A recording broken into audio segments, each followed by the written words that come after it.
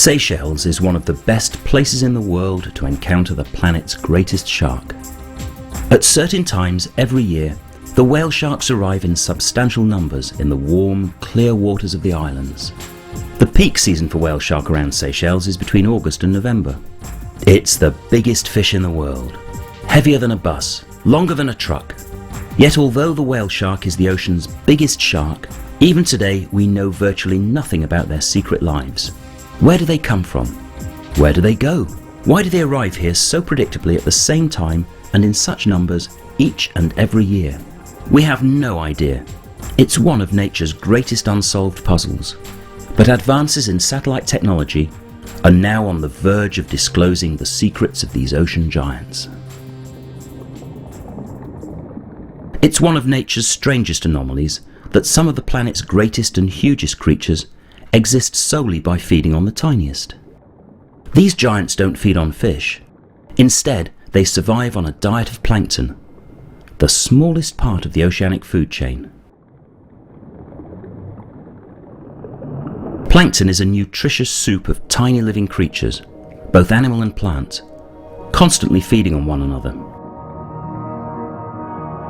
Plant plankton is known as phytoplankton and lives near the surface of the sea, where there's sufficient sunlight for photosynthesis to occur. Just like plants on land, phytoplankton needs to draw energy from the sun to grow and survive. Animal plankton is known as zooplankton. These can live at varying depths, not just at the surface, and often carry out regular vertical migrations of several hundred meters from the deep to the shallows in a single day.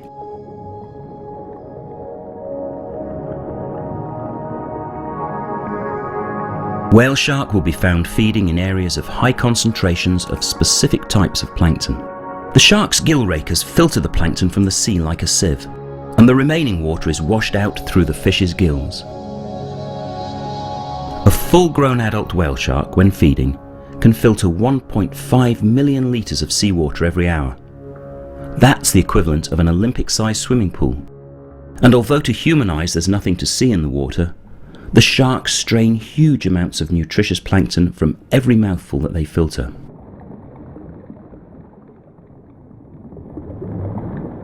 Whale sharks are found in all tropical waters of all the world's oceans and give birth to live young, although this fact is only known from the dissection of dead sharks caught by fishermen. An 11-metre shark harpooned off Taiwan was found to have 300 fetuses in its uterus, but no human has ever witnessed them giving birth in the wild. These sharks grow almost as long as the giant whales. Whale sharks are believed to reach around 20 metres. That's the equivalent of 11 fully grown men lying head to toe, or not much less than 2 buses parked end to end. You'd think that we'd know a great deal about these massive creatures. After all, they shouldn't be difficult to spot. Or are they? Up until now, all our knowledge has been based on encounters at the ocean surface. Once they disappear back below the waves, the lives of these giant sharks have been total mysteries to us. It's one thing to encounter them when the conditions are perfect, but once they sink below the surface, we're going to lose them. The sharks are virtually impossible to find when they're submerged even just a couple of meters. We can hardly swim behind them in their ocean wanderings to observe their behavior.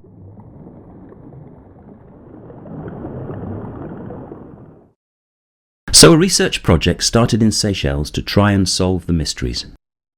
Here the water is warm and clear, so it's fairly easy to get in the water with the sharks to observe them. So specialist tags were developed to be attached to the shark to enable a more accurate identification of individual animals. It's been a long learning curve to find the best type of tag to use. The first prototypes were known as spaghetti tags. David Roat of the Marine Conservation Society Seychelles explains. It's a stainless steel head and a stainless steel wire trace, and then right at the end here is an identification number. But imagine how close you have to get to a tagged shark to read these. So a new type of tag was developed, a laminated plastic tag. These were easier to read but had their own problems. David has the remains of a tag that was actually cut off a shark. It was completely covered in barnacles and marine growth, and when we cleaned up the fragment, this was all that was left. The tags would perish and snap, making it impossible to identify the shark. So a more flexible tag was developed to avoid these problems. And in fact, this is the next one to be put into one of the sharks, and it shows you how we have a stainless steel wire trace which is wrapped in heat shrink tubing to protect and to stop any sharp edges. It's held on to the shark into the shark's thick dorsal skin next to the dorsal fin by a titanium anchor dart. And this dart must be sharp enough, when fired by a spear gun, to penetrate a shark's skin that can be up to 11 centimetres thick. To attach the tag, you've first got to find your shark. And in Seychelles they use what initially seems the unlikeliest of tools for finding a fish: a microlight aircraft. Flying whenever conditions allow from Mahe International Airport, the pilot uses his GPS to follow a grid search pattern, covering huge areas of ocean.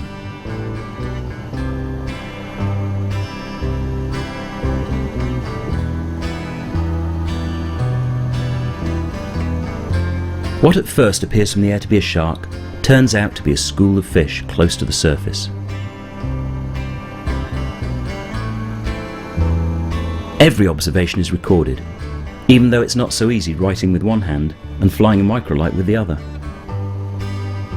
Checking the GPS, the pilot resumes his search pattern.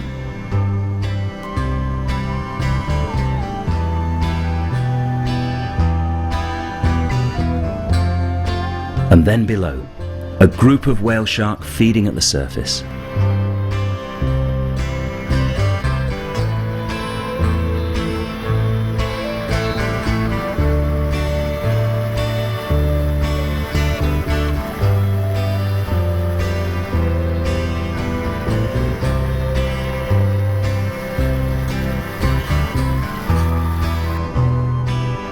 Banking sharply for a second look, the pilot logs the shark's position and radios the tagging team to torque their boat into position.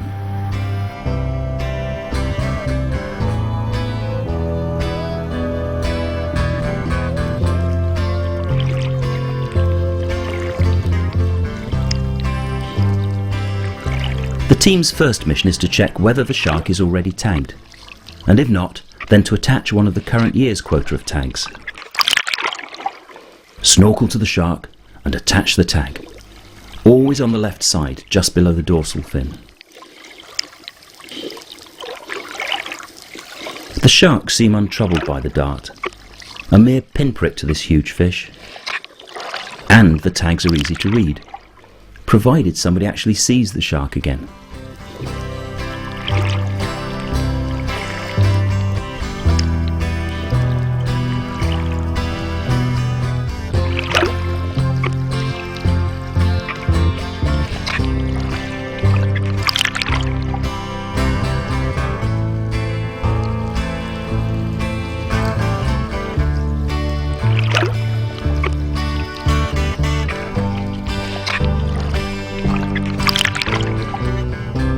Then they collate any extra information about the shark.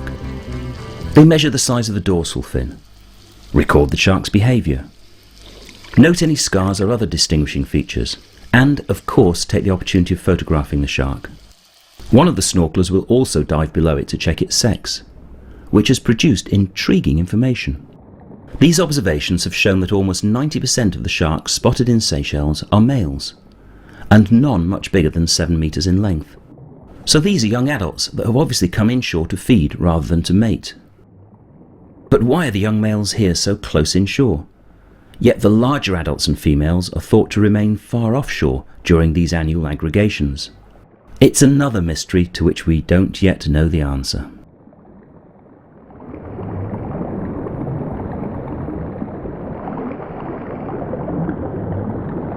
Whale shark are less than a metre long when born, and grow at around 1 metre every year for the first 4 years of their lives. Big though they are, they still have predators. A juvenile specimen was found in the stomach of a blue shark, and another was found in the gut contents of a blue marlin. After 4 years, the growth rate slows to around 25 centimetres per year.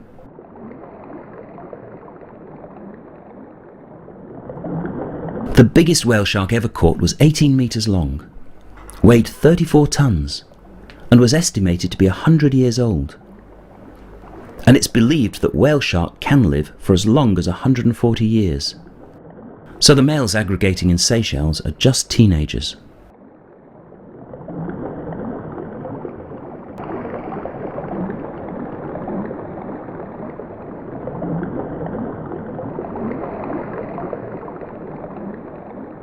Even the best of placard tags still only help snorkelers to recognise the shark if the shark is actually physically encountered again. And even then, all they can tell science is that these are the same shark that were tagged in previous years, and so the shark were returning to the same waters each year at the same times.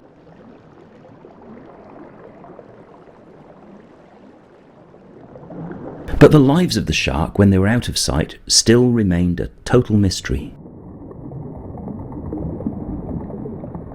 Satellite navigation has become common in our lives. But a wholly unexpected spin-off from the technological advances in this field has been its use in shark research.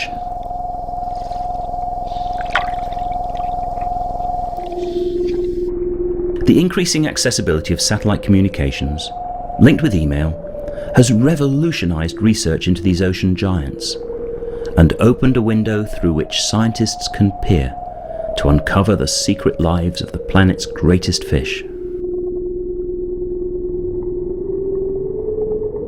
A brand new generation of satellite tags has been developed, which can record data for as long as they remain attached to the shark.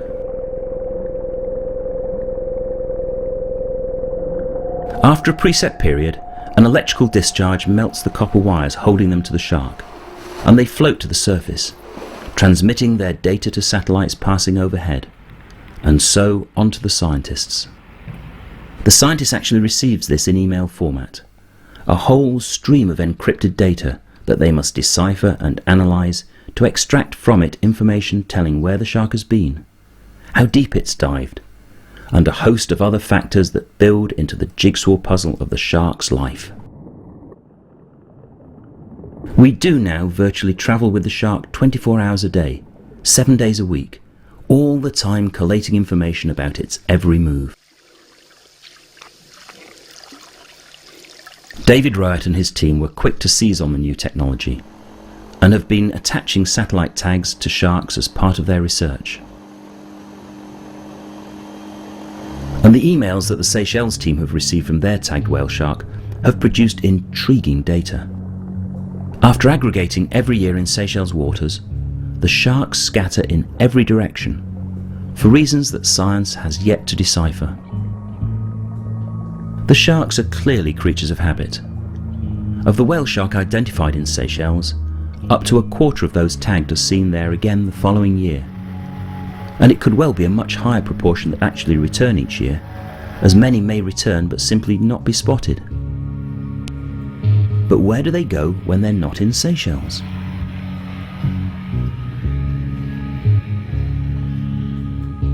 Of the first 3 shark tagged, the first headed west to Kenya, then north along the African coast to Somalia, where it circled for about 3 weeks.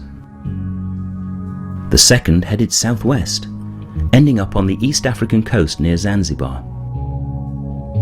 While the third, tagged only 30 minutes after the second and less than 500 metres away, headed due north, surfacing 3 weeks later 3,000 kilometres away off Sri Lanka.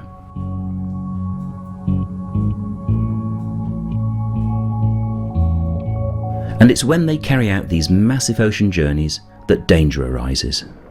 Because though whale shark are protected in Seychelles waters, they're unprotected in other countries where they roam.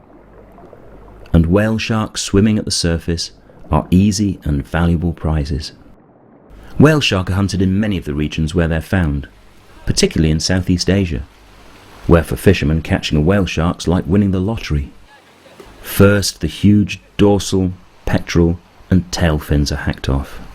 These attract huge prices on the Asian markets, where they'll be used as trophy fins for shark fin soup restaurants to display. Then the rest of the shark is butchered and the flesh sold as tofu shark in the Asian restaurant trade. It's a slaughter that's being repeated in many other ports and harbours around the coast of Southeast Asia. And this is why the research is so valuable. When giant fish migrate such massive distances, it's little help if they're only protected in certain parts of their migratory trail to be slaughtered elsewhere.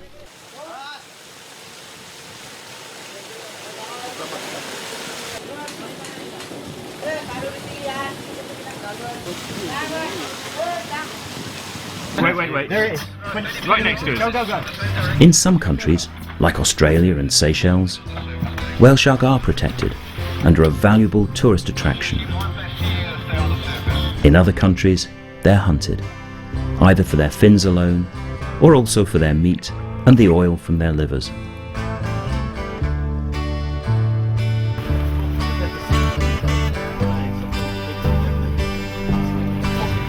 It was that big! Oh, it was grand. Yeah, I saw a beautiful silhouette and then it disappeared. Statistics are hard to discover, but in Taiwan alone, at least 100 whale sharks are believed to be fished every year. So the information the researchers are gathering will help to secure international agreement on protection for these ocean giants along the whole route of their migratory wanderings. So, what has been learnt so far from the Seychelles Whale Shark Research Project? The shark in Seychelles every year are almost all young males. These sharks carry out massive and apparently random ocean voyages. Yet the same shark return to Seychelles year after year. And the whale sharks spend almost their entire life in the warm ocean shallows.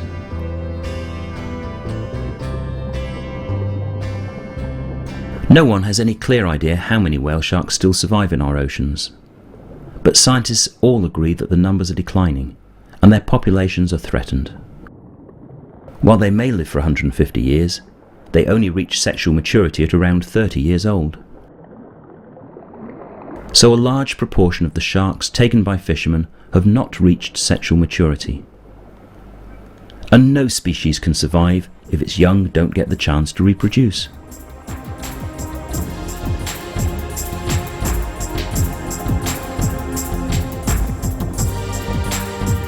There's still so much that we don't know about these giant sharks. Where do they mate? Where do they give birth? Where are their young? What do they do for the greater part of the year when they're not at the surface? So many mysteries still to be solved.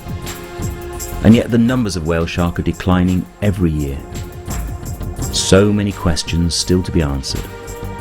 And so little time.